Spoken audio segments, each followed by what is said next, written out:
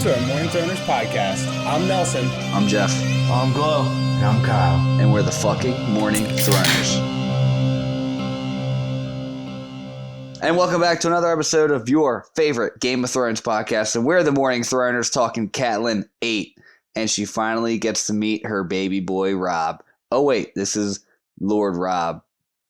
And then baby Rob. And then Lord Rob again. And then Lord Rob again. Just want to remind everyone, even though Kyle has never read any of these books, he does know some of the major show spoilers, so we might be talking about some of that. Also, thanks everyone for listening. Give us a like on whatever platform you're listening on. We take comments via Twitter or YouTube, and we'll talk about them on the podcast. All right, let's get rolling and not waste any time. It starts off with Catelyn riding along with the Manderleys. It's, Willis and Wendell. And she's also riding alongside her uncle Brendan, who's the Blackfish. So we kind of, I guess, find out about it throughout this chapter, but how did they get to hear from the last time we saw Cat? So the last time we saw Cat, I don't know if we have a recap for it, but it was the trial by combat that where Bronn killed Servar Segan. Right, so that was the last Cat chapter, so it's been a while. This is that first part where she was the plan was her and Brendan were supposed to split up, right? By now? I think he was going to take her back to Winterfell. Wasn't he going to take her to Winterfell? She was going to go to Winterfell, and he was going to go join Rob. He was going to give her 100 people to go help with whatever was going on at River Run, because it was like a little bit of stuff going on, but not much. And he asked Lysa, like, hey, we need to help River Run, like, that's our family. And she's like, no. And Kat's like, I'll help you. You help me get to Winterfell, and I'll give you some northern men. But now all the fucking northern men in the north are coming anyway, so he's just tagging along, like, kind of joining up. So this is where she kind of comes from. She's down here we can see in the bottom where she started in the Erie, and she takes we don't know where she takes a ship from, either probably right north of Hearthstone or down near Iron Oaks.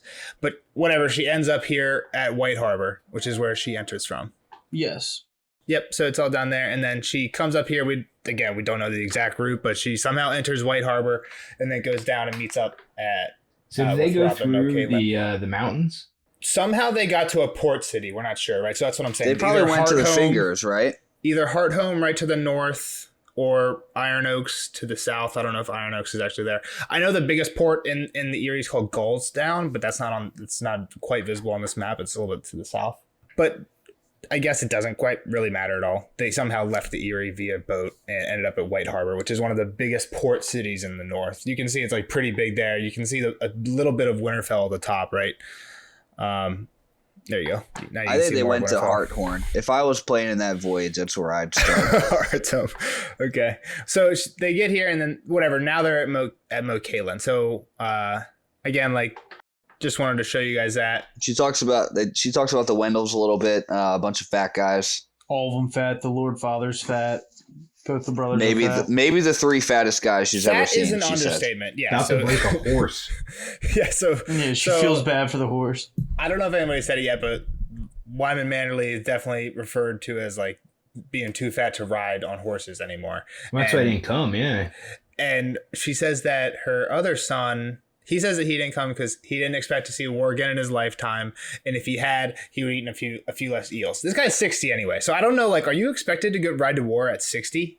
Like, if you're the commander, maybe you ride and then just like chill in the back. Yeah, that's probably. You send your son out for battle, kind of like Mulan type of shit. You send your first son. But so how many people are coming to join the army? So also, does anyone remember what we heard about the army last time? And when we heard about the army the first time was Brand's chapter. 15,000 men. 12. Yeah, I forget how many. 12. It was 12. Yeah. And then Wyman Manderly gave 1,500. 1,500. 20 or so knights. And Rob at the end of this chapter tells Kat that he has 18,000, right? And I'm not sure if that's pre or post Manderly's. So basically in the Rob chapter we hear 12,000 men, but also along the road we're marching. We're going to get Barrow Knights, the Manderleys, and the Crannig men. Crannig men are still south, so we haven't met any of them yet. So this is wherever the discrepancy in the 12,000 and the 18,000 must just be Barrow Knights, which is just kind of means like people who fight in like the Barrow lands. There's like a bunch of very small lord lanes, nothing like super major. So it's kind of like hard to imagine that they field the missing 6,000 that Rob got, but whatever. Who's keeping track, right? me. Well, I mean, Bran probably wasn't fully up to date by the end. He wasn't meeting up with Rob at the end with the battle plans, so he might have missed a couple more people that came in. Yeah, Lewin might not have known exactly what's going on. But yeah, so by Rob's account, we have either 18,000 including the Manderleys or about 20,000 including the Manderleys at the end of this chapter. And we're riding up on Moat Catelyn, who is just just a... There's no Catelyn, T. no T, bro. Oh, shit. I've been fucking that up for a while. Moat Catelyn. Yeah, wow, that is just no T. Which is just a shithole. Swamp. Marsh. It looks like a shithole. I want to touch on Willis and Wendell one more time. So Willis, they don't say who's the older one, but I assume Willis is the older one because he's the fatter one. It says Sir Wendell, the younger boy. Oh, really? Would have been the fattest man she'd ever known. Had If she never didn't know the brother. other two. Gotcha. Yeah. So both that's. I mean, Kyle answered my question. I was going to say if you guys had any questions of who was older, I just didn't know if they mentioned it. I'm going to put that in my notes. We read. So we come up to Moat Catelyn, and it seems like it's a little foggy right now, but there's 3 towers, and everything that used to be of this castle has just sunken away. How old do you think this place is? Well, they say at least one of the first ones, I would say. I guess Kyle doesn't have enough have enough background information. No, but they kind of start touching on some of that here. So, Glow, you're saying it's about 1,000? It says at least 1,000. It says the gate withered away by 1,000 years ago. So they say one thing. What do we after later on. Conquer? They say one thing later on about the children's tower, right? Yeah. Children of the And Forest. a tall, slender something. children's tower where the legend said the children of the forest had once called upon the nameless gods to send out the hammer of the waters. Dude, Jeff, Glow, do you guys know what that is? I don't think this is a spoiler. This is kind of just like background lore. No. Was there a title wave? There's a great flaw. Basically, the children of the... Kyle, what do you know the children of the forest? Depending on what Kyle knows, maybe I won't say anything, but maybe we'll talk about it in the spoiler section. So I know they're like kind of... So I'm going to say they're like the whites in the sense that they're kind of mystical to everybody. Like they're not sure if they exist or not. Potentially like not even ever existed, or do people like pretty much accept that they existed and they're just gone now? I mean, my understanding was that they might have never existed, but I could be very wrong. So I think I don't know if this is a spoiler, but I think most people believe the children actually existed like a long ass time. So basically the history of Westeros goes 300 years ago from now is year 299 AC after conquest. 300 years ago, the Targaryens took over. Before that, there was like Maesters and stuff, but that's where the 7 kingdoms come from. It was all just divided. There was a different king in the north, king in the west, king in the Reach, king in the Eyrie, whatever. And like then like you get to like the Age of Heroes and then the Dawn Age way before that. The Dawn Age is when people think the Children of the Forest is like the most ancient times lived. And then the Age of Heroes is when like men started coming in. And you can kind of think of it as like kind of like the white men invading North America.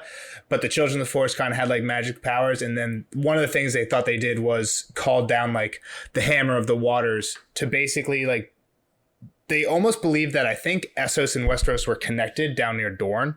And the children just broke it with a huge tidal wave. And they tried to do the same thing here at this tower, and that's why it's so boggy. It didn't work the whole way. Okay. They basically just like they flooded this out.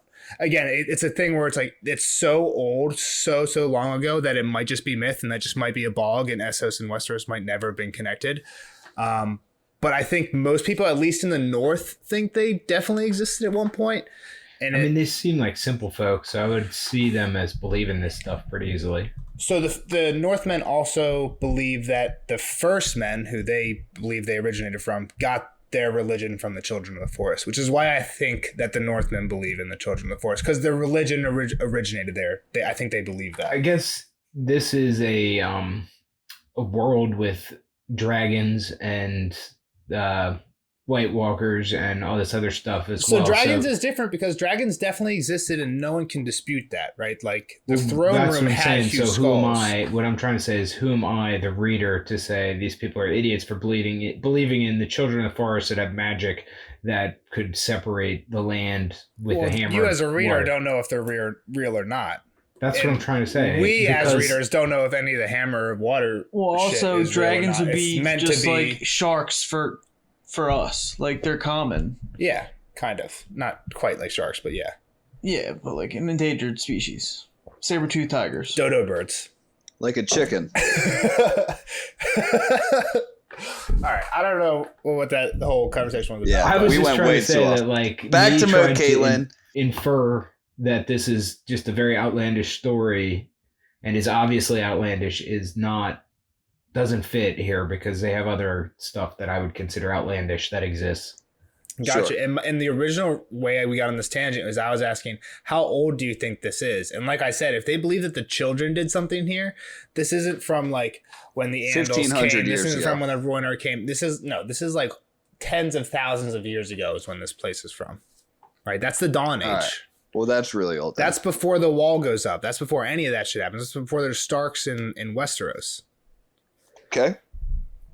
I think. You think. Get out your history book. Where's your timeline? But this is all sunken down into this just boggy swamp area, and I don't know the picture of what it looked like in the past, but it just sounds like walls are falling down. Like some of them were barely even up anymore, and all that's left is 3 towers, and they all have kind of Northman banners flying from them. That's why she knows kind of who's there and where Rob is. Ultimately, the 3 towers are called You said the one was Gatehouse children. Tower, the Children's Tower, and Drunkard. the Drunkard's Drunkard's Tower, Tower, which yeah. looks like it's falling over. It's pretty much the Leaning Tower of Pisa. Yeah. Looks like it's yakking. So I think it's like curving at the top. Yeah, it's like super unsafe. But What's so crazy about this place is like, and I'm really trying to like picture this place, and that's why like I'm trying to think about how old it is, because they say like they don't know that like this place is so destroyed in such a ruin they don't even know how many towers there originally were. And Catelyn says like I think she says like it could be as many as 20, right? She's like Which is just crazy. Like where are these big ass towers sinking into? Like, is the ground that soft? There's no bedrock so underneath at it? the end they say that the only like pathway through, they don't mention it all till the very end, but they say that they're literally walking on like wooden planks that they had to put down. Like the ground is so soft you can't even walk on it in certain places except like for planks. And like I don't know if you guys have been on like hikes where it's like you're going to like a really muddy area and they like have like the trail raised of like sometimes it's like half tree stunts that are like cut like half the whole way. But and they said that part of that is why this is so defensible, just because like no one can get through it. no one can get through it Quicksand. at all. Yeah, What do they call alligators? Florida. Lizard dragons? lizard lions. Lizard lions, that's it. Yeah, so like Kyle, Florida. most people think Do that we lizard actually lions are know they're alligators? No, we don't know, but most people think that they're like alligators. That's what No, I I'm would think they are. thinking like a big ass lizard with a mane on it. This An isn't iguana? Avatar, dude. They I'm don't thinking have crazy like freaking animals. they have dragons glow. You can't just bypass that and say that this was my point. fucking Is that anything lizard can exist in I'm this thinking of fucking like the world? dinosaur from Jurassic Park that like mane flies out and spits venom. That's my that, and you can't Sprays Nedry. tell me it's not that. And I won't Dragons are accept the only it. mystical creature that they The- have the- so the far lop- besides Bullshit. Dilophosaurus?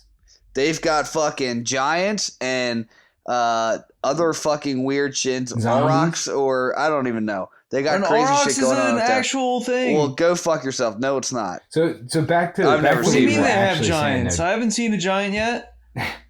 Well, this lion lizard is an actual thing, so go fuck yourself. So back to what you're saying though, like where do these towers go? Like I assume some of the rubble is still there. Like I'm sure there's a big mass of rubble and you just can't tell if it was wall or tower. But then some of it probably also did sink, like at least some degree to where it's maybe just below the surface or whatever, but it's Yeah, so the description Kat made was, like, when she says it, is exactly like Kyle's saying. Immense blocks of black basalt, each large as a crafter's cottage, lay scattered and tumbled like a child's wooden blocks, half sunk in the soggy soil. Nothing else remained of a curtain wall that had once stood as high as Winterfell's. And Winterfell's walls are 80, I think, and 100 feet high each. So, like, massive walls. The wooden keep was gone entirely, rotted away 1,000 years past, with not so much as a timber to mark where it had stood. So yeah, Kyle, the description is basically exactly like you said. There's huge blocks, like just giant blocks, half sunk.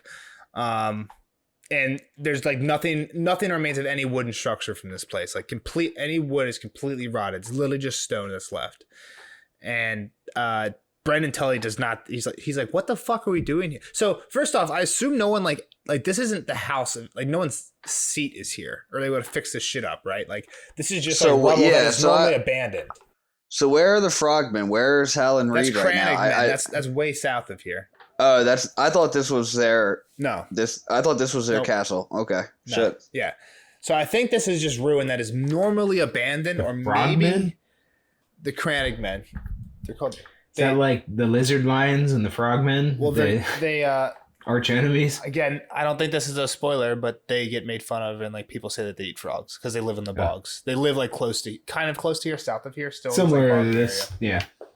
So Brendan tells Kat this is a death trap, and we've been talking about this for fucking 20 minutes now. But Brendan tells us this is Brendan tells Kat this is a death trap, and what's her response? No, this is the best fortress in the north. I mean, isn't the point like it's not a fortress, but doesn't she say like that's the point? Is that this is a fucking death trap? Like it's we kind of said it earlier. Like the point is, do you want me to just read it? Sure, just read it. I know how it looks, Uncle. I thought the same the first time I saw it, but Ned assured me that this ruin is more formidable than it seems.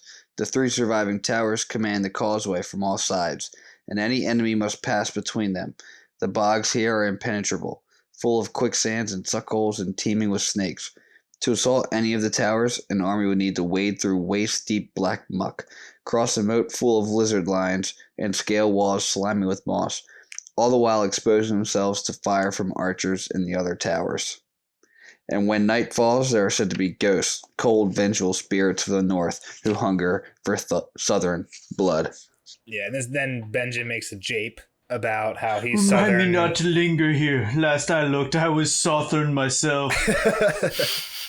That was a good non-Ned voice from Glow for once. Good job. You like Glow. that? I've been practicing. If he had to say 2 more lines, he would have gone right back. Reverted right back. All right, but we've spent enough time describing this place. It's pretty like kind of eerie, definitely like creepy looking, and Rob has an army of 18,000 people chilling here right now. And his flag is up top of he has 18,000 the Gatehouse Tower. Around here. There was 12,000 at Winterfell, and they marched south. And he said, I thought they were like outside of this spot. Maybe I'm wrong.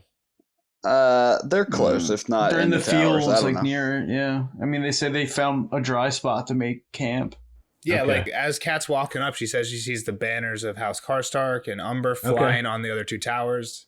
And I think she says she sees that sigil of House Hornwood outside.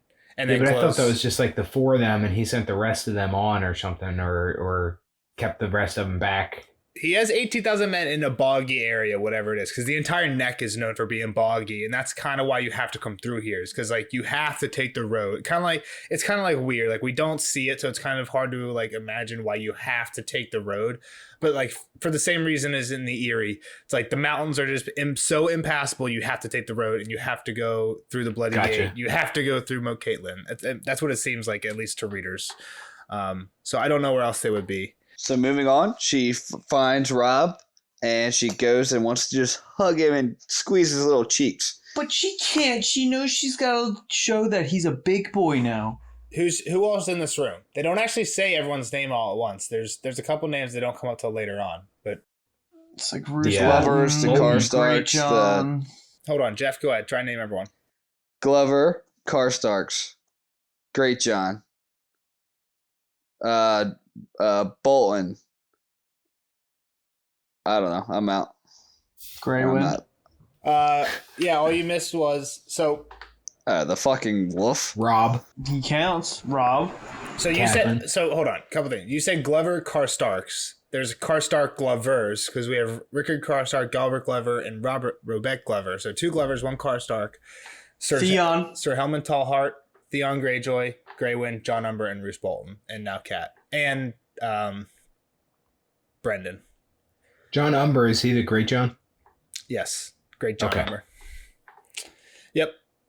So when she walks in, he's like, they say that he's talking to Great John and Roose Bolton, and he like looks up and says like mother like really excitedly. And Mother? then the lords come over and like kneel to her and they're like, we've missed you, your lady, blah blah blah, courtesies. You're still as fair as you ever were, and that's got to be a lie. Her hands are at least all fucked up now. Her hands are fucked up. She's getting old. I don't know. She got beat up this whole fucking trip. How old is she now, Jeff? 35. Out of your range? Maybe a little younger. Way too old. All right, and she comes up. He's got a beard now. Blah, blah, blah. They fuss and fight. It makes The him look biggest like part Edgar. here, whatever. Yeah, that's miniature details. The big thing is here is, hey, Catelyn, we hear you got Tyrion. What's the news? Like, can we hold him hostage? Yeah, this is great news. You have Tyrion. Yeah, the word is you have Tyrion. Why isn't he with you right now? We hold on real quick. We get one other little nugget. They like when she does the introduction and introduces Wendell. Rob's like, "Where's Roderick Cassell?" And Kat admits that she told Roderick to go like he's in charge at Winterfell now. Rob left Lewin in charge, and Kat's like, "Nah, Lewin's cool, but Roderick's better, so Roderick's in charge now." So go ahead. But yeah, we find out that Roderick is now in charge at Winterfell. Keep going. He's heading off to Winterfell. So they get into a discussion about what happened to Tyrion, and Catelyn pretty much just passes all the blame onto Lysa, which is true, but it's also her stupid fault too. They're both to blame, but Lysa has more blame in my book. Well, was Kat? I forget. Was Kat for the fight? I thought she No, wasn't. absolutely No, not. She started it, but she started the whole thing by capturing Tyrion. Yeah, but Which was a good Lysa thing. accelerated everything more than what Catelyn wanted. But the whole thing was like, Catelyn was like, oh, he's my prisoner. He's my prisoner. He's my prisoner. And then Lysa was just like, nope, he's mine now. And like, I'm tossing him through the moon door and like put him on trial. Like, it was just a bad look. Yeah. So then along those lines, Rob's asking like, so about Lysa, like, is the Eyrie going to help us out? And she's like, nah, your aunt's kind of crazy now. But didn't she say she was She going to kinda put her through the sucks. moon door? Yeah. She's like, you try to take my If child, she- I'm going to throw you Yeah, in. that's right. Yeah, it was She taking the offered kid. to foster John Aaron at Winterfell, or Robin Aaron at Winterfell, and yeah, she got threatened to get tossed out through the wrong door. So basically, Kat's like getting hit with all the heavy questions, with all the bad answers. So she's like, all right, let me talk to Rob. Everyone get out of here. Let me talk to Rob alone. So then all the lords are like, oh yeah, of course. And they get out of there, and it's just her and Hey, Rob. guess what? Theon, get the fuck out of there too. Yeah. Hey, Theon, Yeah, yeah, you hang can't around. chill either, dude. What are you trying to hang out for? I found old notes the other day where I said Theon is fast and loose with it. So now I keep bringing that up every time that I hear his name. Kat says Oh, something Fast and about like Loose he his is? smile, right? Like Well, that's why nobody likes him, I guess, is what I'm getting at. Well, Kat says Nobody something. trusts him. Kat says something that like he's like smiling, like he knows something that like somebody else doesn't know, or something like that, or like Kat. I forget what she says. She says something. You're about- right. Yeah. Like there's a joke that he gets. Yeah, something like that. Do you think Catelyn banged him before? Yeah, probably. That's probably it. I hope our viewers know when Glow tells a joke like that we're not serious. We don't. People are gonna be like, Glow thinks a cat banged Theon to get back at Ned for the bastard. That was a joke. So she That's tells a good one, though. basically as soon as they're alone, she's like, Rob, what the fuck are you doing? You're 15 years old and you're going to war. Like you're stupid. Like why are you doing this? And he's like, I'm about to send you home. he's like, I have to to your command mama. these men. No one else can. And she's like, what about all these other people? Literally like those 8 guys that were just here. Any of them. Even Theon. She's like, that'd be my last choice. But even him, he could do it. How about the actual men who've actually fought somebody else? You're playing with a wooden sword a year ago. She's lucky she didn't get hit. Just kidding. If that was me, I'd backslapped her. I was like, yeah, but like, what do you want me to do? It's too late now. Well, no. What's he say when she says, who? You're right, Mom. Should I go back? No. When she's like, why don't any of these guys do it? What's his answer? That's not the Stark way. They're yeah. not Starks. Yeah. None of them are Starks. And she's like, fuck this guy. She just keeps thinking like, God damn it. He's Ned. well, sometimes she's thinking like, he looks like me, but he's just like, she's just like that. Yeah, so this is when Rob's basically like, are you sending me back? And she's like, nah, I can't. Like, now at this point, like, I can't, it'll look bad. Yeah. Right? She pretty much goes into like the look, right now you've gone off to war. So the worst thing would be if I send you home, they're just going to make fun of you. And at one point you will be in charge and they're just never going to like you. And this is a big discussion. Like they're your bannermen, not your friends. So at any point of weakness, they'll probably bail on you. Yeah. So this is, they do their original greetings, and then Rob stands up, walks over to the fire, and basically is like, so you heard that like Dad's in jail and Robert's dead. And Kat's like, yeah, we got the word at White Harbor. And then we had a long ass discussion that turns out to not have mattered at all about like, why are they sending 2 letters to Kat? Like, why are they sending a letter to Kat, Rob, and Lysa when Rob and Lysa's are going to Winterfell and the Eyrie? Like, why write a 3rd letter to Kat? We find out 2 of them went to Winterfell. Rob says it here. I'm like, why did we talk about that for a half hour? Now I'm bringing it up and spending even more time on it. I knew I was right, though. I knew they sent 2 to I don't Winterfell. remember what I said.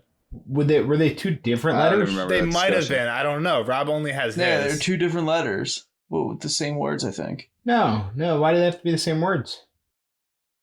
I mean, I would assume Rob would have read it. He didn't. I guess he didn't bring it. We don't know if he read it or not. He just said he didn't bring it. Yeah. Yeah. I'm going to assume Lewin read it. The thing is, normally I would say that Glow's right and it's the same words, because I think normally there's a lot of times where they have somebody write a letter and then they have their maester copy it. But Sansa does say in that chapter that by the time she got back to her room, her hand hurt from writing. So she was definitely writing all the letters to herself, which means they might have been different to each person. Probably were different to each person. Otherwise, why have her do it? I guess unless you need her handwriting. Whatever. The letter went to Winterfell. We don't need to talk about it. Yeah. They basically talk about what the letter says, and Rob gets pissed. We've already read the content. Yeah, we talked about it before. Rob gets pissed that like this is the first time Kat hears it, and Kat immediately she says the show quote that I said last words, time. bro. These are Cersei's words, exactly. And Rob gets pissed again that there's no word of Arya. About Arya. Yeah. And then that makes Catelyn worried. She's like, oh, shit, I don't want to think about this right now. Let's focus on the shit at hand that we got to deal with. So this is where she kind of tests him, right? She wants to see how good he is, and she starts asking about the what's going on in the South right now. What do you know about the fights in the Riverlands? He shows weakness, right? So he's like, I brought this army here, but like I'm not sure like what I can do. Like he's like, the Lannisters have Ned and Sansa, so like even if we win, aren't they still gonna die? And Kat's like, well, yes, but at this point you can't go back, because if you go back, then like we said earlier, these people will never respect you. You can't go to King's Landing, because if you go to King's Landing, she says they'll just never let him leave. So she's like, so now you have to fight. But she doesn't really say what'll happen, win or lose, but she says if you lose, we're all fucked. She says that later, but right now she just says if you can capture Tywin or Jaime, we might be able to trade hostages. She says as long as we're like doing okay and we're not like the obvious losers, right? As long as we're not like fucking, as long as you're not the New York Jets of the NFL Football League. Yeah. As long as you're not like plus 1,000 to win, then we're okay, because you can't kill the hostages. But if things start to go bad, then there's nothing keeping the hostages alive. So basically, you doing well in the war is the only thing keeping them alive. And she never really says that even like winning will solve the problems. And what Rob says is like a possibility, right? Like he could be like won the entire war outside King's Landing, and they could just like kill everybody then and there if they wanted to, which is like kind of crazy about war, but Kat's right about like, especially with these hostages. Kat's like, you got to think like short term. Like the way to keep them alive now is just to like be in a better position than them. And we find out that the Lannisters are in a better position currently. Yeah, they're like plowing through everybody. Enyor was fighting Jaime in the west. So hold on real quick. Lord Derek. Sorry, you go, Nels. Yeah, so basically it says like as long as you keep this like the favors on our side will be doing good, they're not going to die. And Rob's like, well, what if the favor goes against them? And she says, Rob, I will not soften the truth for you. If you lose, there is no hope for any of us. They say there is naught but stone at the heart of Castle Rock. Remember the fate of Rhaegar's children. Kyle, what's that mean? Didn't they like smash the baby against the wall? Yeah, so Kat is thinking of her daughters, probably her daughters over Ned at this point. That's when you consider the 3 hostages. Ned's probably not going to get smashed against the wall, but Yeah, she's basically saying like, don't fucking lose. And Rob's like, all right, well then I won't fucking lose. And this is when she starts to question him. And she's like, tell me about the fighting in the Riverlands. So let's sum it up. Go, take over. All right, so Edmure Tully met Tywin down in the Riverlands. Jaime in the Riverlands, and I forget exactly where. And Rob kept getting Beric Targaryen's name wrong, but that was the crew of people Ned initially sent out to get Gregor Clegane. So they started attacking Jaime from the back, but then Sir Gregor Clegane came from behind them and took them out. There might have been some survivors, but Waymond Darry died during the battle, who was, I guess, a big Stark guy, and a bunch of Stark people died. Edmure ended up losing and had to retreat, and I think he was heading towards River Run, but I don't know if he was going to it. They're definitely going back. I don't even think Edmure went. I think he sent 2 people out, Lord Piper and Lord Vance. Somebody else. Yeah. And Lord Vance, and I think one of them died I too. think that's Nelson's crossouts here on the. Yeah. Wait, was Beric killed by Tywin? I thought he was killed by Gregor. It doesn't no. So Tywin and Sir Gregor kind of sandwiched Beric's squad. Pincer move. Yeah, so hold on. We're all looking at the same Why thing. do you right have now. the mountain at Harrenhal, though? Listen, we're all looking at the same thing right now. So it starts off, we hear about everything basically from the left to the right of what I have on this map. So we hear that Jaime and Tywin leave Castle Rock, which is on the far left here. There's a battle right in the hills south of the Golden Tooth between Jaime and, you were right, it's 2 people that they sent out, Lord Vance and Lord Piper. Lord Vance dies. Lord Piper escapes back towards River Run and is being pursued by Jaime. That's basically the last we hear. Tywin goes south and attacks Beric Dondarrion, those people that Ned sent, as soon as they cross the Red Fork, which is this branch of the Trident, right here, this river where this black X is. Raymond Darry was part of them, which is interesting because Raymond Darry was one of the people who was basically there to Ned saying, yo, they attacked my men. And Ned said, I'm not sending any of the Rivermen because this isn't about that. This is about justice. This isn't about vengeance. So it's interesting that he's here because Ned basically told him, you're not allowed to go. So we hear that Beric Dondarrion escaped, and I didn't draw it on this map, but basically he's just attacking Tywin's supply line. So any way that Tywin's getting food to himself. We don't know how it happens, but then Rob says that Tywin ends up over on the King's Road, which is what I've drawn over here on the right. And you're right, the Mountain was involved in the Kingsmen attack. I didn't write it there, but he was involved. And the important people in Tywin's army at this point that we know about are Tywin and the Mountain. They're both over here. Somewhere on the King's Road, we hear that they're marching up the King's Road towards Harrenhal. So I don't know how much further south they'd be. I mean, King's Landing is basically right here at the bottom of this map. So they're somewhere there marching up to Harrenhal. And on the other side, Lord Piper is retreating to River Run, being pursued by Jaime. Right, so this red highlight in the middle is just Tywin somehow got from here to there. I'm not sure how. So now Catelyn's like, all right, Rob, what are your plans? What are you going to do? And he kind of goes into saying like, well, Lord Bolton wants to do this and Karstark wants to do that. Those 2 guys who kind of give the plans. Yeah, basically she's like, you intend to wait here? And Rob's like, maybe kind of, but no one thinks Tywin's going to come this far north. He's just going to basically... Kyle, what do they think that Tywin's going to do if Rob just stays here? They're just going to burn the Riverland. To siege River Run. Well, he said both. You're right. Yeah, he's basically just going to burn all the different Riverland smaller lords until River Run's the only one left and siege it out. And Rob's like, we got to go and we don't have enough food anyway. Yep, so you guys covered it all. She pretty much says, are you sure you need to go that way? Because like you got a pretty dope spot right here. You might be a little outmatched I guess down there. like one person wants to go to head off Tywin. One wants to go head off Jaime. That was what he was talking about before. No, I never said that. Yeah. So that Bolton, This I think, is wants what to we're take talking Jaime. about now with Rob's Yeah, army. go ahead. So what Rob basically says, there's 2 main ideas. And I forget. I know the Great John has the first one. I forget who has the second one. Oh yeah, I have it here. The Great John thinks we should take the battle to Lord Tywin and surprise him. but the Glovers and the Karstarks feel we'd be wiser to go around his army and join up with Uncle Sir Edmure against the Kingslayer. Though by the time we reach Riverrun, I'm not certain." "Be certain," Catelyn told her son, "or go home and take up that wooden sword again.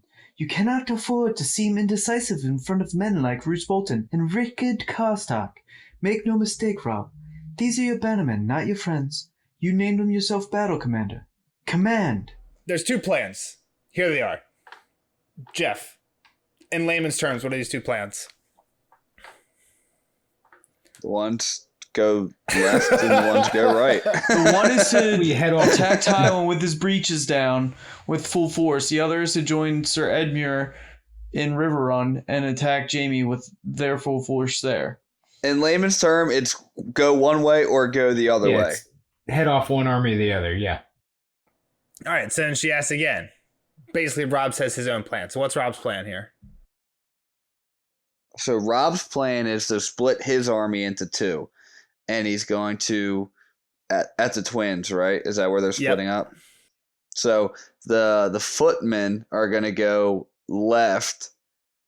And They're going down the King's Road. They're staying to the it's Well, left it's at the their Twins. left. Yeah, you're right. Sorry. Yeah, they're left as a Left at the Twins to go head off Tywin, and then everybody east, on they're staying horse. east of the Green Fork of the Trident is the infantry. Staying east of the Green Fork of the Trident, going south. Yes, and the cavalry. And then the cavalry people on horse are going to go right towards Jaime. Goes west. Yeah, and they say that they're going to follow basically they're going to follow the bank of the Green Fork to the Red Fork. So they might literally go the whole way down here on this map towards Lord Harrow's town, which is hard to see, but it's below this big red arrow I drew for Tywin.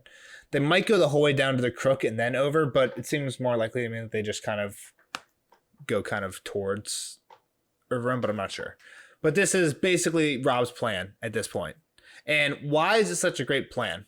So you can't cross the river. You can only cross the river at the 2 points. It's at the Twins and at Harrenhal. I forget what the harbor's called. So it keeps both Tywin and Jaime's armies separated by the river if they attack them on 2 different fronts. Well, yeah, basically Robb thinks that as soon as he draws his army past the Twins on the east side of the river, Tywin's going to think that he's committed his entire army to coming down the east bank of the river, which will make Tywin push forward, push north. Because they think Tywin plans to chill towards Harrenhal. They said that he's marching north on the King's Road towards Harrenhal.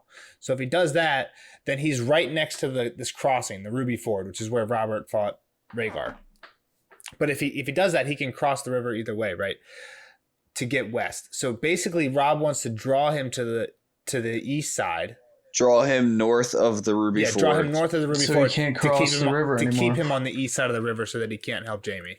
Exactly. And that's Robb's general plan here. So basically, and he's just grinning like a little fucking. do you guys schoolgirl notice 'cause of anything it. about this picture and the last picture? It's farther They're the south. same fucking thing. They're the same fucking picture, right? There's the first plan was just attack Tywin, the other plan was attack Riverrun, and he just did them. We're just doing I'm gonna both. do them both. He thinks he's a fucking genius. It's like it is a pretty clever plan, with less people. but like he thinks he's a fucking genius for doing this. Yeah, I mean, there's merit behind it, but you're also now taking less people to each fight. All right, so also like you guys, what do you think of these maps that I'm doing? And also viewers, let me know what you guys think of the maps. If no one fucking cares about them, I'm not gonna fucking do them because they take. I if like 'em. battle I like plans, 'em. I like this. This is cool. So basically, after Robb explains the rest of his plan, Catelyn actually has to admit, like, all right, that's not too bad of a plan. But then she starts asking him, like, all right, who are you sending to lead both these parties? And Robb's like, well, of course I'm doing cavalry. And she's like, God damn it, you're just like Ned. And then And the other person is the Great John, because he And wants Lord Catelyn's like, Tywin. that's Rob's first choice. Catelyn's like, I don't know how I feel about that one. Why are you picking him? Does she do that because she thinks she wants the Great John by Robb's side to fight Well, as for soon him? as he- Because he's No, fearless? I honestly think she's thinking, like, I don't know if that's a good idea. Like, Or is he just too- not the smartest guy? I Like think to he's going lead? to get in over his head. He's going to push too hard or something and blow the plan is what she's concerned about. He wants vengeance Yeah, he's more too than he aggressive. wants anything else. Yeah, I think she honestly thinks it's a bad idea just because as soon as he says it, she thinks like, oh, his first misstep, or she thinks like something along those lines. It was his first misstep. Yeah. But how to make him see it without wounding his fledgling confidence. Yeah, so basically she says the Great John is very fearless, and Rob is like grins, and he's like, well, fuck yeah, you should have seen what Great John or what fucking Grey Wind did to his fucking fingers. And she's like, but your father's not like that. And he thinks for a second, and he's like, this army that I'm not going to be with is going to be all that stands between Lord Tywin and Winterfell. And we looked at that map, basically, besides the archers that he leaves here. We looked at that map. Once he commits past to the left of the Green Fork, they're just going straight the whole way up to his army is split, too. Yeah, exactly. His army is split by the same river that Tywin and Jaime's will be. Yeah, and they pulled, like, there's no one in the north. They, like, basically got everyone in the north already. Kat says it earlier in this chapter, and I don't know the point of saying it, because... like, so I don't know if you guys remember what I'm talking about. She says like Rob's army isn't made up of like soldiers really. It's made up of she names like every labor in the north. like fishermen. It's basically the Revolutionary War. I mean, it's farmers with pitchforks. But isn't it the same for the southern armies? It's got to be. Yeah, I know. Because she compares them to like the free cities where they have like paid mercenaries of like trained fighters. Yeah. But like, I'm like, what's the point of bringing that up? Isn't that the same? Yeah. You throw the people that had a pitchfork, you give them a spear and tell them to walk behind the people on horses that have any training at all. That's what I'm assuming, you know? Yeah, exactly. Like in the Revolutionary War, like wasn't it like you're like more hissy buff than me? Like didn't they like not even have rifles for some people, and they're just like, yo, you got to pick up a rifle from a dead guy, or was that a different war? I thought that was Russians in World War II. I'm pretty sure there was a war where they sent people into battle. I think you're right about that, Kyle. World War II, Russia definitely had to do that. They had so many people. I forget when that was, but I think that was... I'm not sure. But I know back in the day, they had fucking people with drums just standing there to get shot. So I don't know if it was the smartest of times of war. Man. The drum people? They were communication, legitimately. Well, yeah, but a lot of it was just to keep fucking tempo to march. Well, and then you could you could give your army like orders through the drum. Yeah. Well, get a fucking horn, would you?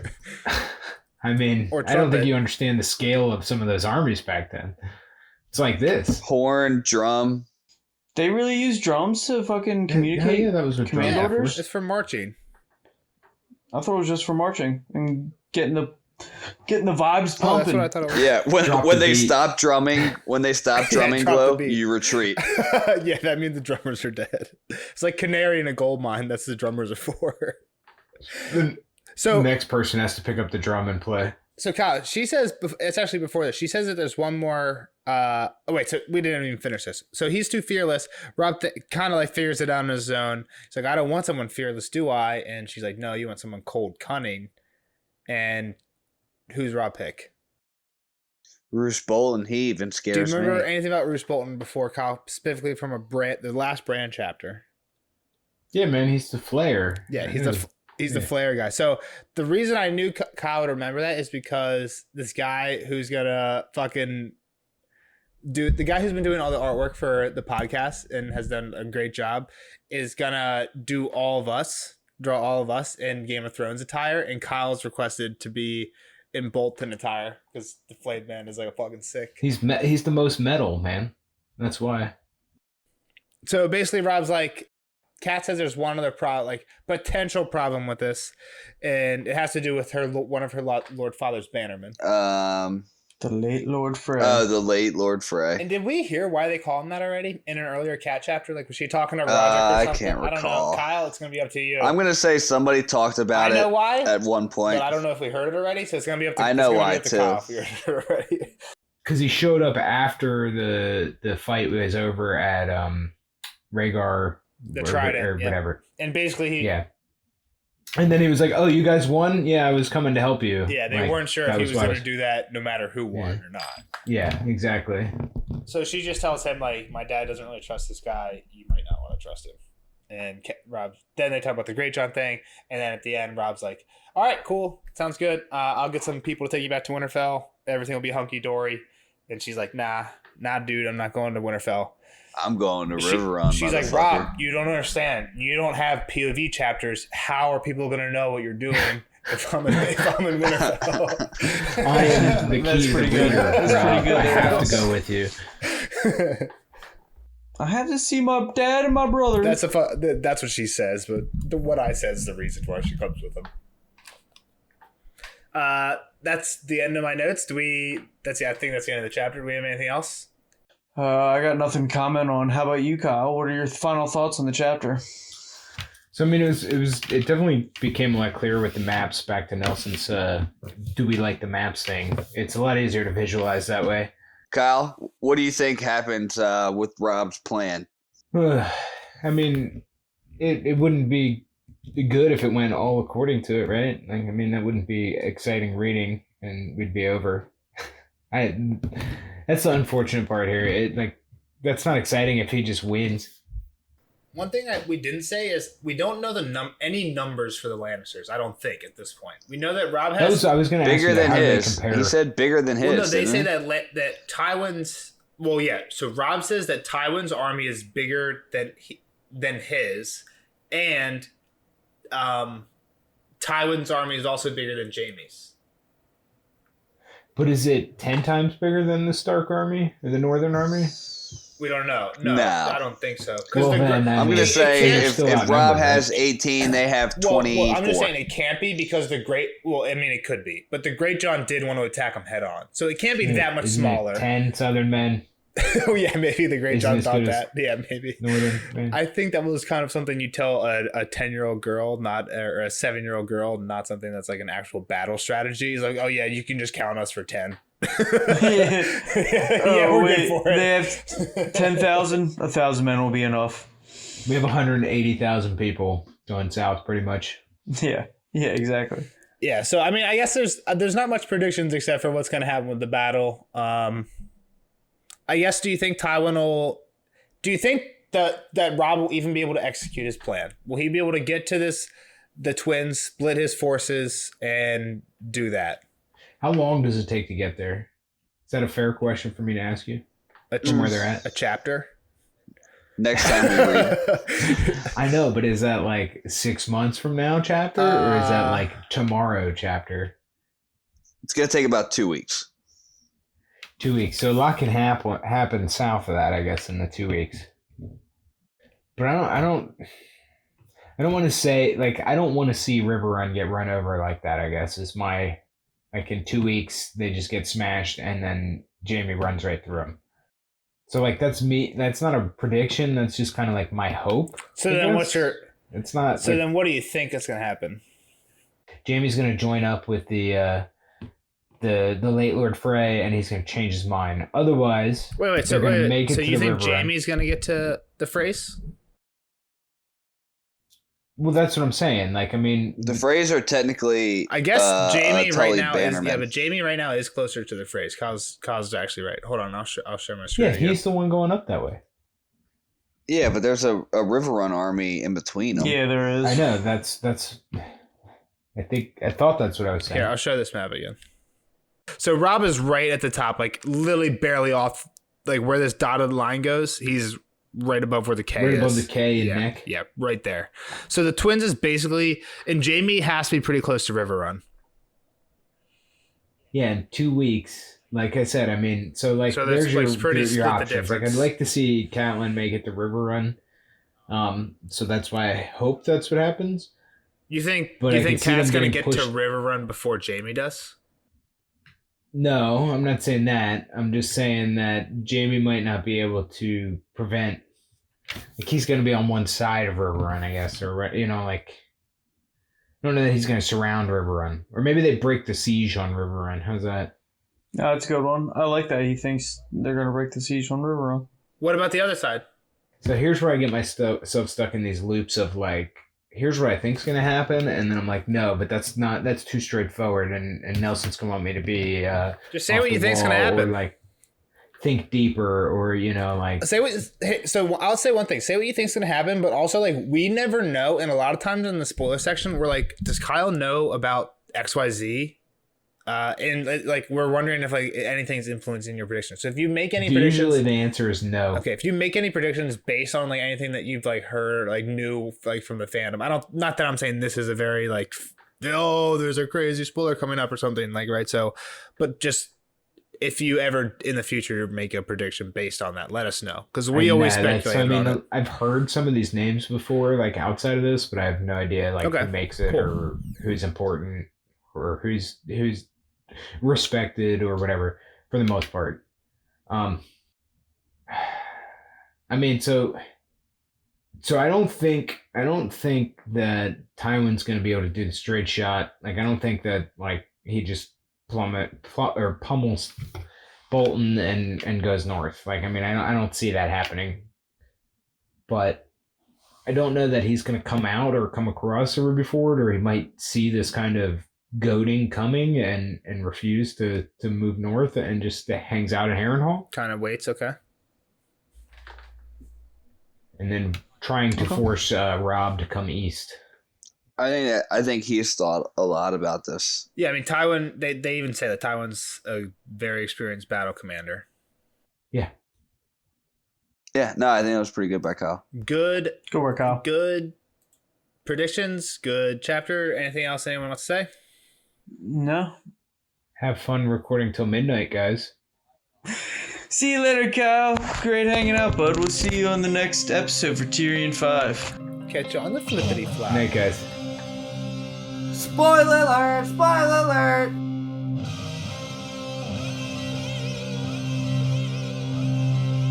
Spoiler alert! Spoiler alert! All right, Kyle. See you later, bud. We'll see you Bye, in the next Kyle. episode for Tyrion 5. Bye-bye. And now onto the spoiler section for Catelyn 8. Boys, what are your hot takes for this sode? All right, let's get the quick hot takes out of there. Rob's plan to just kind of side fuck Jamie works, and he ends up capturing him. All right, I know Nelson's going to spend an hour on that. Well, no, not really. That's not even part of the plan to capture Jamie. That's even better. He just wants to break the siege. Yeah. He captures Jamie, then breaks the siege. He does one better. And the people that he sent to the left are what fucked. happens? They get slaughtered. Not really. Roose Bolton actually does a pretty good feint. He attacks, loses it, like they lose big time, but he saves like more than half the army. But he sent half of them to get slaughtered. Yeah, so like I think like almost like 15,000 men go into that battle, and I think about 9,000 Northerners come out. So here's my one spoiler, and I might be off kilt by saying this, but by sending Roose Bolton over there was actually the demise of the North. I don't know. I think it's probably a good move because Roose saves those men. Greatjon definitely doesn't save those men, and Roose is able to save those men and then do other stuff. For a little bit, but then he's separated from Rob. Yeah, and he What do you somehow mean, talks to Tywin. How would Greatjon not be separated from Rob? Yeah, No, but Greatjon's going to be loyal to the North. Yes, Greatjon wouldn't have went and then conspired against Winterfell. I don't think Greatjon lives through the battle at the Green Fork. I think he attacks head on. Like, okay, you'll see. I get it. This is what I'm saying. Like, maybe if you send the Greatjon left, he dies, they all die, and then Tywin just kind of loops around and kills you anyway. You send Roose Bolton left, he delays, is able to hold Harrenhal, I guess, for a little bit, maybe. Well, Tywin has it first. I don't know. I don't even remember how he ends up getting Harrenhal. I know it's eventually through a trap. He ends up He ends up like capturing a gang of Lannister men and then like dressing up as them and like going in. Right. And or no, Arya out, does the thing with like killing somebody with soup, like hot. Arya does something like killing somebody with hot soup or something. Whatever it happens, but it ends up being that Roose Bolton is now away from the Northern Army and can conspire with the Lannisters, and then they have a little pact, which then he then takes over Winterfell.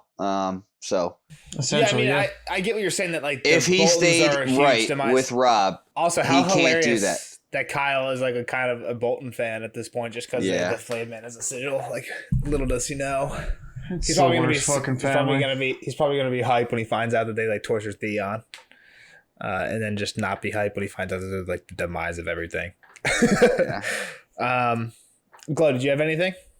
So that was the one thing. Basically, sending Roose Bolton to take on Tywin is basically the demise, like Jeff said. The other thing is just, Mr. Greywind.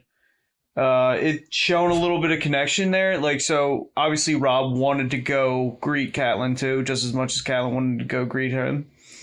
And basically Greywind does it for him and goes and like snuggles her real quick for him. Yeah, which is pretty sweet. And then it's kind of weird, like Greywind, like I said, like they say that like Greywind puts his head on Robb's thigh when Robb's standing up, or Greywind like, just like puts his head against him when he says something about Ned, and then Robb scratching Greywind on the head when he's like talking about his battle plans. It's just kind of like weird how they're always describing that interaction.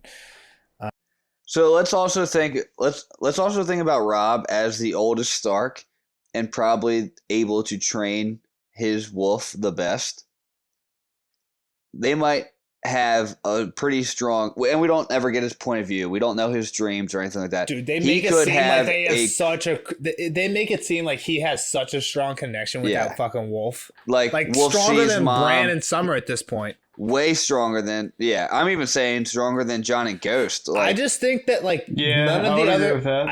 none of the other children understand what it is at all because they don't have A, the three-eyed raven, and B, Jojen. Right, like Bran. I think Robb might have an understanding because he's the oldest. So? He might have heard of wargs, and he might know he has a connection. Jon hears of wargs and seems to not like it. Like when this is kind of what I think about later it. on. Is almost like I Am Legend, how Will Smith and his husky or his German Shepherd were just in tune. You know what I mean? Like they were it was just military trained. Like he knew one snap was it was just like that. Yo, now, do you guys ever watch Cops or Live PD or anything like that? And you see the ones with the canines. So my brother just visited this weekend. I'm gonna go to a quick tangent. My brother visited this weekend and was showing me they have those Live PD slash Cops episodes, but they're only body cam or dash cam footage. Have you seen that? Yeah, I've seen that. It's like they don't ever use a ride along. Well, they don't use ride-alongs. It's just actual people in action. So they can kind of get way more crazy shit because it's not just they have to have a camera guy there. But there's a fucking, I don't know, what the fuck was I saying? Fucking K9. Sure, K9 unit. Dude, the fucking K9. I was watching one the other day, and it's fucking K9 those guys. Those fucking K9 units are so well trained. They just fucking first off, they just imagine having a dog so well trained that you open a car door in a crowd of people and it's gonna attack the right guy. No, right. I mean, that's pretty impressive. Yeah. Attack, not a huge crowd, but there's 10 people there and it's gonna go and attack the right fucking guy and I mean, attack you would him hope bad. they would have what if it fucks up? They get sued. I'm sure a dog's fucked up before. What do they give them? They have to give them a scent. They can't give them a picture. Yeah, it has to be an actual scent. So I'm saying they probably have a pretty strong scent if that's what they're doing. But also to the point what you're saying with Greywind. But I don't think with Greywind it's to the point where Robb has trained him hey, sit, stay, blah blah blah. I think it's just Robb is in his fucking head, dude. I think Robb is just in his head. Yeah, I think it's better than what Will Smith and his dog had. Right, I agree. I do think it's both though. He's actually understands what training a dog might entail. So that helps get that connection. So let me ask you this: when Greywind feeds off each other, Greywind bit off Greatjon's fingers. It says that Robb whispers right beforehand. You don't think that's a word connection? You think that's a command? Robb's yo, go bite Greatjon's fingers, and he's pet. I think it's a warg command. Yeah, both. I agree with Jeff here. I think he was just it's a command hey, this is what I'm feeling. So in Dungeons and Dragons, some spells can be cast without a verbal component, and some you need a verbal component. So if there's a spell cast on you where you can't talk, then you're unable to cast certain spells, right? So you're saying that basically there's a verbal component to how Robb is warging Greywind some of the time. Yeah, so it's more like a normal dog, but he just has way more control. But he can just almost not even say it, just think it, and he just that kind of makes me. That kind of makes me think that it's 100% warg and Rob just doesn't know it. Rob thinks that he just has his dog super well trained. But he's not going like fucking Bran, like eyes rolled in the back of his head to do it. He's just like kind of like on the same wavelength as him. Like, do we even know if that's what warging is in the books? Like, I know in the show, like, everyone's like, even Varamir Six Skins, like, they're all like fucked up, like rolled eyes in the back of the head, like not able to really do anything else. We know when Bran does it, like sometimes he's like out. He's like completely gone. We don't know if his eyes are rolled back or whatever, but like he's out, like he's like unconscious. It's obvious he's doing something. He's not like awake and walking around. But to the same point, Varamir Sixskin says that he can warg one animal like completely, but also control the other ones, all 5 of the other ones at the same time. Right. So this is what I thought. I think it's more of like the control. Yeah, that makes you think there's like you can kind of do both. Like I can control this dog while still being in my body, or I can just like hop in completely and let this body go. Like fall to the floor. And maybe I'm not gonna we'll never know. Rob never has a POV. I'm going to assume through training him and getting the urges that Rob and John of like the dreams and whatnot, they were able to build this connection. There's this bridge, and maybe he was afraid to say anything. One, because his whole family leaves him. He's just got him and then like Lewin and his younger brothers. Like, who's he really going to talk to about it? Like, hey, like I really feel weird about this wolf. Like, his dad would have been like, dude, shut the fuck up. Like, yeah, that's true. I don't want to hear you. You know what I mean? So he might have been like, John would have listened though and been like, you might have been right. Well, I think any of the other siblings would have listened because they would be like, yo, dude, me too. Yeah, I had that dream as well. Like in the next Bran chapter, I think, is the chapter where Bran's like, I had a dream. Dad was down in the crypts, and he finally convinces Lewin and Osha to take him. And when they go down there, guess who's down there? Rickon, right? Rickon. Why? Because Rickon had a dream that Ned was down in the crypts, and Lewin's like actually freaked out, like, holy fuck, why do these two kids have the same dream? And then at the end of that chapter, a raven comes that Ned's dead.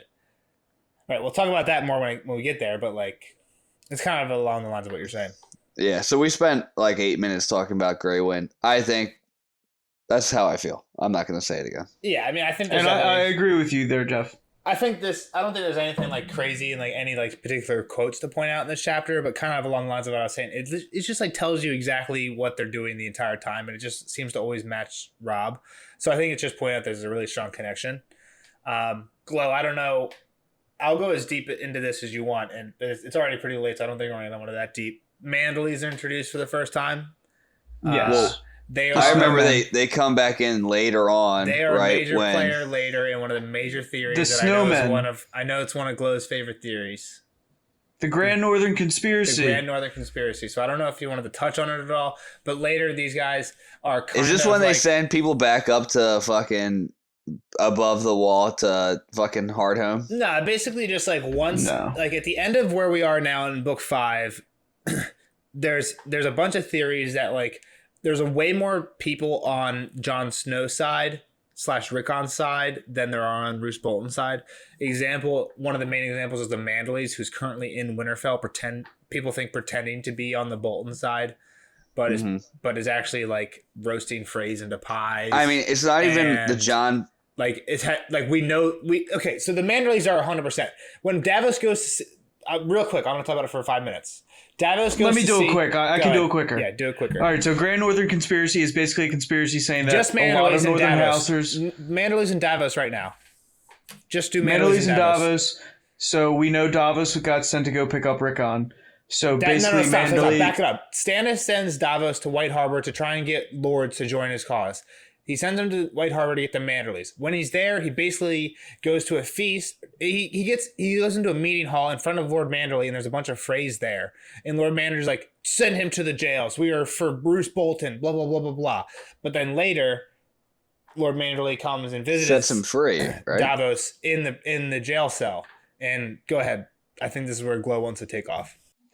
So basically, Lord Manderley is sending Davos to go pick up Rickon. I guess he's somewhere in Skagos, I think is where he's believed to be. Yeah. So they know that Wex, who was Theon's squire, hid in the top of the heart tree. Like he was in the weirwood tree when Lewin died at the bottom of it, so heard the plan of where the Stark boys were going to go. And he didn't know how to read or write or talk, which is why like His like tongue's cut somehow, out. Yeah. somehow he's like tongue's cut out or something like that. But like they are slowly teaching him to talk and like playing charades with him to understand what happened. And basically, he told them Rickon's at Skagos. So what? Wyman Manderley sends Davos there, and then goes to meet Roose at Winterfell. And along the way, they were supposed to meet up with some Freys that go missing, and then Manderley serves some pies at a feast in Winterfell. And there's like some very strong theories that he served the Freys. He met along the Freys, killed them, and served them in pies because he basically tells Davos in the jail cell like, hold on, that's Arya's move.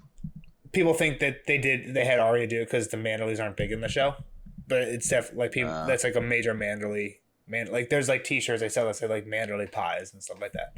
Anyway, Okay, so that's not the Grand Northern Conspiracy. Grand Northern Conspiracy is basically a bunch of northern houses still supporting the Stark house. It's almost so we're pretty much going Blackfire, Redfire, but Jon Snow, Roose Bolton. Well, yeah, but also Or it's Rickon. Rickon and Jon Snow because some people believe that the will that Robb writes is still in play, and some of the houses are following that. Lord Waymond Manderley seems to be following under the Rickon side, but also in the latter portions of Dance with Dragons, when you're in Winterfell, it has like a fat man as a snowman. They make So three it shows, snowmen. yeah, it's like a fat guy. People think that the people, whoever they make as snowmen, are the men that are loyal to Jon Snow. I forget who all it is, but it's Wyman Manderley. And two others. I forget Two of the who they other are. something in there. Probably one of the Karstarks and maybe a Glover. Basically, Oh yeah, one of the brother Karstarks that is still cool. yeah, there's two Karstarks that are bad. So something interesting. When Kat enters this room where Robb is, they say a bunch of people go and kneel to her. Right? Yeah. Remember I told you guys everyone who was in the room? Well, I'll tell you who goes and kneels to her. Sir Helmut Tallheart goes and kneels. Galbert Glover, Robert Glover. That's who goes and kneels. And Great John. They don't bring up Hornwood? Hornwood's not in the room. There's 3 people in the room who don't go and kneel to Kat. It's The people who do go are Great John, Tallheart, Glover, and Glover. so Karstark, Bolton, and Theon. Do any of those people have anything in common in relation to what they do to the Starks in the future? Theon. Betray him. They all fuck betray 'em. the Starks. Yeah. Bolton's betray the Starks, Karstark betray the Starks. That's a good spoiler now. It's a good Great pickup. John betray the Starks. And the way Theon. the way they do it's really interesting too, because when Kat enters the room, they're like Lord Umber and Roose Bolton were at the table, and Sir Helmut Tallheart, Glover, and Robert Glover come to kneel to her. But they don't even mention that Theon and Rickard are there until way later. Right, so you don't even realize that they didn't come and kneel to her. I think that you're supposed to pick up right away that Roose didn't, because they basically right away say everyone but Roose He did. goes next. Yeah.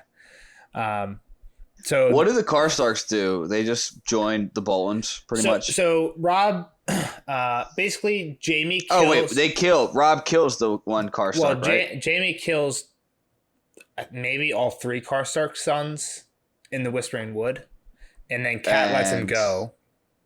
And then he kills Robb kills the main dad or well, whatever. then the main Karstark kills a Lannister prisoner, and then Robb has to kill him, which then later makes one of the other Karstarks side with Roose Bolton, Roose. but he's actually a double agent. He actually is saying he's in Stannis' camp, but isn't. He's for Roose. And Jon Snow calls it out, and we know it's true. But Stannis doesn't really know it's true until Winds of Winter. In one of the Winds of Winter chapters, he finds it out. Spoiler. Stannis finds out that there's a Karstark. You didn't realize there was a Karstark enemy in Stannis' camp anyway. When does Jon Snow point that out?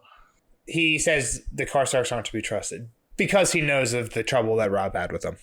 Yeah, I gotcha. So not only don't they kneel, but then later, when Robb says, like, I'm not certain, she says, be certain. You cannot afford to seem indecisive in front of men like Roose Bolton and Rickard Karstark. Those are the 2 men that she says, that she says you can't afford to be indecisive in front of. And I don't know if he ever does, but it's weird that they don't kneel, and those are the 2 people she says that about. The thing that I thought you guys were going to pick up on, and I even read it in the non-spoiler section, giving you guys a chance. Robb, I will not soften the truth for you. If you lose, there is no hope for any of us. They say there is naught but stone at the heart of Castle Rock. Remember the fate of Rhaegar's children. Stone at the heart. Lady Stoneheart. This quote doesn't even make sense. They say there is naught but stone at the heart of Castle Rock. Like, what the fuck does that mean? Like, when you're telling your that's child, the only. when you're that's telling the your only kid real. to be like worried about the Lannisters, like, why would you say it that way? Like, they're fucking That is dicks. They're weird. gonna kill I feel like anyone. that. Other than Lady Stoneheart, you never really hear of. This definitely tells They me never that say he that knew, before. They say gold's at the Rock of Castle Rock. He knew what he was doing, right? This tells me, like, Who, George? Do you think there's any chances it's a coincidence? Or George, I don't think there's any chances it's a coincidence. This is such a weird shot. quote. I told you that he fucking has a room with so many post-it notes and fucking lines of string drawn up that people could fucking admit him into an insane asylum. Trust me, no one wants that to be true more than me, because I'm the one trying to figure that out on my own wall. But when you watch him in interviews, sometimes it seems like he doesn't have as much figured out as. But I don't know. But then there's sometimes where like somebody in the crowd will ask like a really fucking good question, like why does Sansa think that the Hound kissed her in book 5 when he never does in the Battle of Backwater? And George says, that's a very good observation, and we'll find out more about that in future books. Then you're like, he has it all figured out. That's a book 1, that's a book 2 thing that is going to be huge, right? In book 5, Sansa's, and in book 5, that it doesn't come up again until book 5. And he did that on purpose. He says it's a major plot point. Yeah. So I'm gonna just pull back into like another. Say that again. What? Just one thing that like one of the things that when I watch George R. R. Martin interviews, I'm like, this guy, like, it never seems like he has enough figured out for how complex this book is. It seems like he always answering like stuff like really like I don't know, above the surface, like never gets too deep into any of like the very complex stuff which seems to be there. But in book 5, Sansa one time thinks about how the Hound was in her bed, like came to her after the Blackwater, and how he kissed her. But he actually never kisses her. If you go back and read the scene in the Blackwater, he's like there and tells her to make her sing to him, but he never kisses her or anything like that. But she vividly remembers it like twice. I think once in Dance and once in one of the Winter chapters.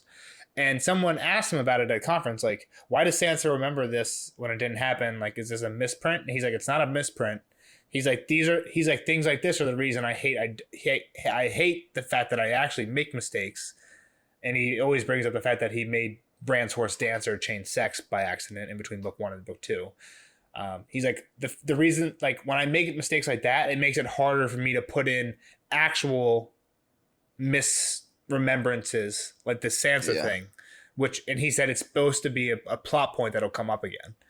I just want to say that the reason I brought all that up was saying that, like, him putting in a quote that says, they say there is naught but stone at the heart of Castle Rock. That makes me think that he's doing that on purpose because he knows what he's going to do with Cat. Agree. Okay. I agree. So, like, I want to just bring up, like, J.K. Rowling with Harry Potter has admitted to, at book 5, like, not know where she, like, how she wanted to completely end the story, you know? And if you guys both know Harry Potter, right? Yes. So, not like, really. Actually, I haven't seen past like, the 4th book or seen. So Harry had part of his should soul. We not do this? And villain. should we do Harry Potter after we're done Game of Thrones for this podcast? It's pretty good. Because I haven't Harry seen Potter. the end of it. I've read it like twice. I know, So, like, I Snape's think- gay and stuff like that, or Dumbledore. One of them's gay, and one of them kills the other one. So let me just say, like, the main villain had split his soul up into 7 pieces, right? And the first piece of his soul is introduced in book 2. Maiden, Mother, Crone, Stranger, Father, Warrior, Smith. Actually, there's a piece probably in there's the one where you look back and like, holy shit, that was the main piece of his soul, comes out in book 2. Now, how they get to that part in book 7 is Tom like, Riddle. the story, right? The diary of the Chamber of Secrets is like, I've seen that. that I was read his that soul, one. right? So, like, she obviously had, like, that was part of his soul. Like, this is where we're going. But she didn't, like, when she wrote book 2, she didn't know that was going to be part of his soul in book 5. That was just, like, the next part of the thing, is what you're saying. No, I think she had she had that in mind, but she also got lost in like, how am I going to make this story full circle? So I think George has like somebody keeping. Have either of you ever watched that George R. R. Martin? I'm pretty much out of things to talk about in this chapter, and we're almost done. So I'm gonna feel free to talk about this. We haven't gone that long. Have either of you guys ever watched like a 1 or 2 George R. R. Martin interviews? Never. No. So he said, okay, so he says this in basically every interview. He says that there's 2 types of writers. There's architects and there's gardeners. And he says architects have like before they do everything, they have an outline. They know exactly what's going to happen. They know their rising action, middle action, falling action, and they plan it all out.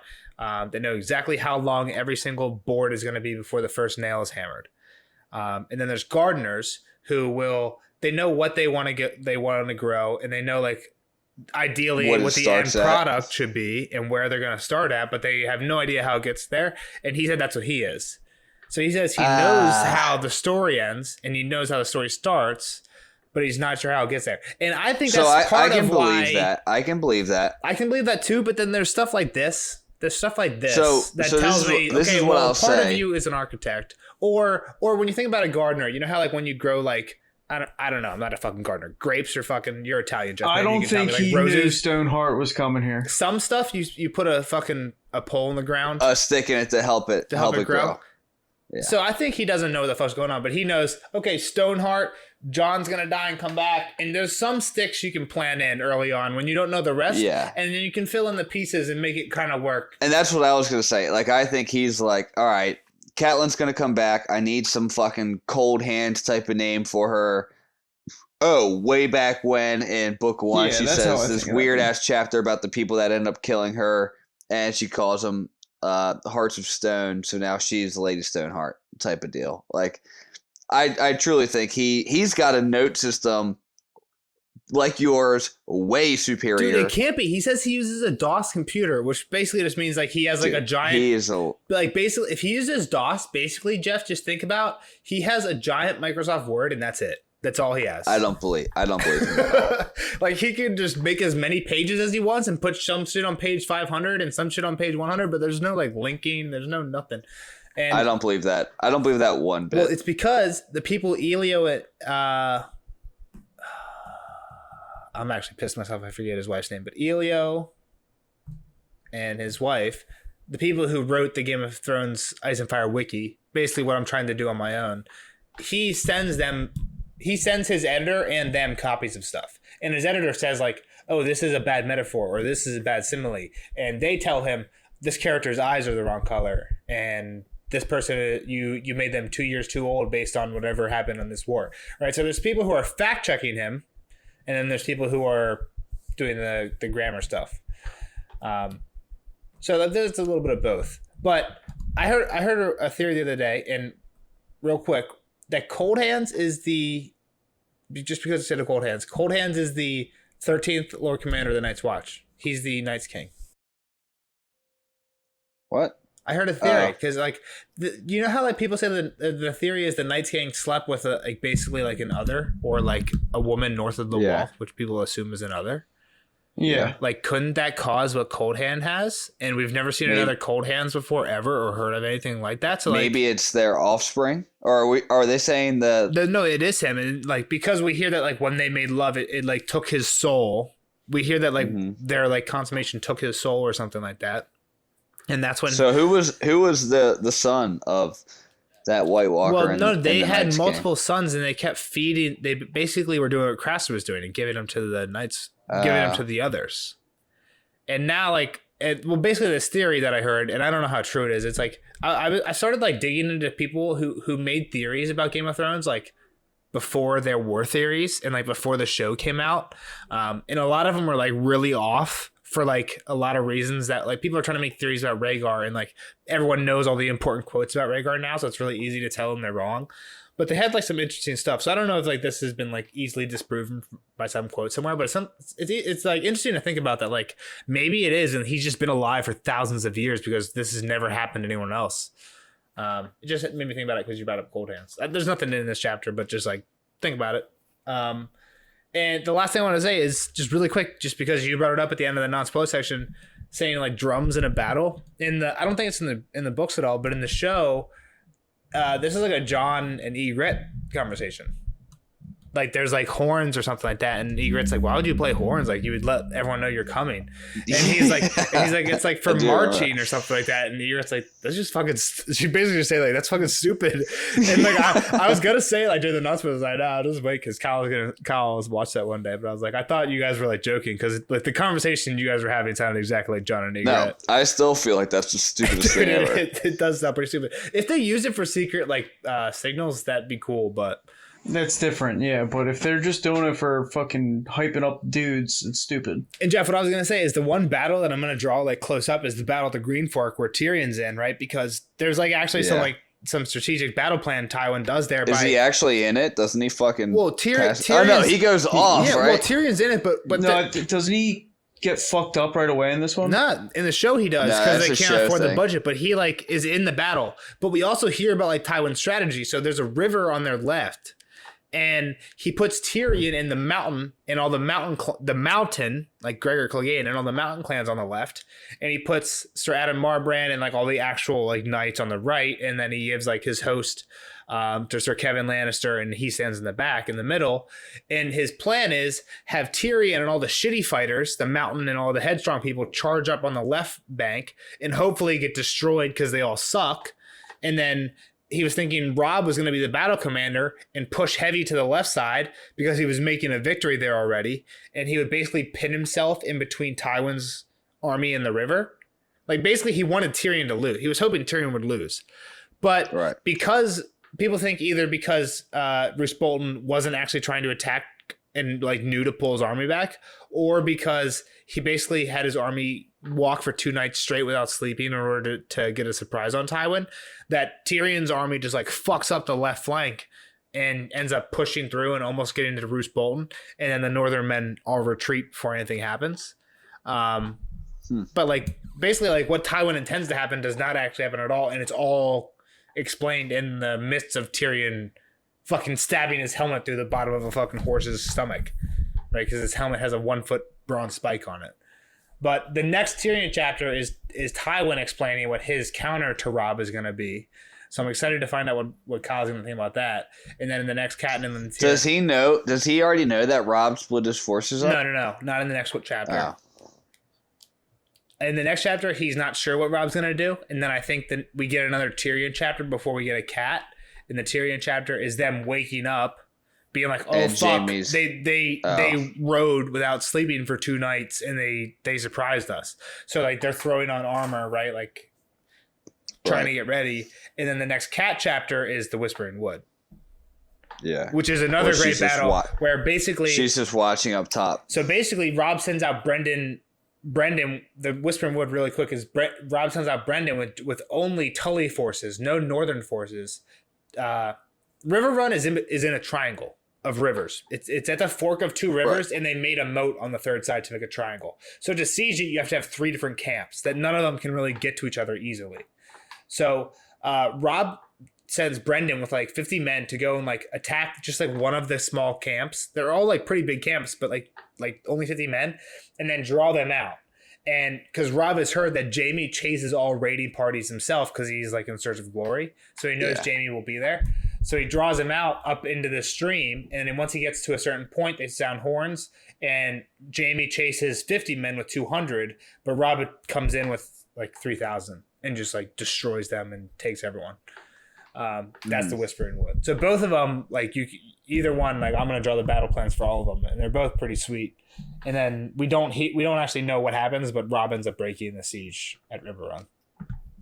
Edmure also gets captured and taken hostage, but saved during the breakage of the siege, which is crazy because Edmure gets captured twice. Edmure's what a dumb little bitch. He's actually kind of cool. He's like not as much of a pussy in the books, but he does get captured twice. So, but yeah, that's all I had. I do like this chapter. I like all the battle stuff. If you guys don't like the battle stuff, let us know and we'll keep it out. But also since I kind of like it too, fuck off. Yeah, I kind of like it too. We can always look at it and I can always edit it out. But yeah, I hope you guys enjoyed it, and we'll see you in the next one. Give us a comment. Like, share, When you comment on our Twitter, you'll get $5 from Nelson. That is still going on. No one has done that yet. Our Twitter is, you might think it's dormant, but we actually watch it. We haven't posted anything in a while. I told Jeff to post something the other day, but he forgot the password. So I don't know the password. So hopefully we'll get that figured out. And we've been very lacking in uploading the past couple weeks. I'm sorry about that. Got a lot of shit going on, but we'll get it figured out. And we're coming back to you. Shit's ramping up. We're getting to the end of the book. And we're getting into Clash. See you guys in the next one. go. The night is Bye-bye, dark everyone. and full of terrors.